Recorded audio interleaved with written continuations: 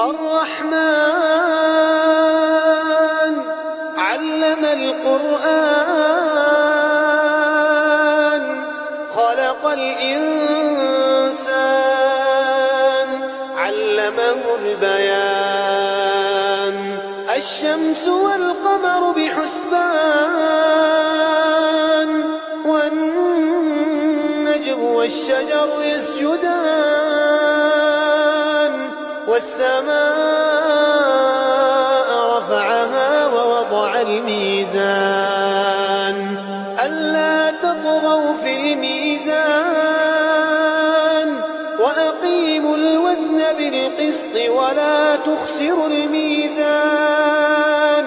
والأرض وضعها للأنام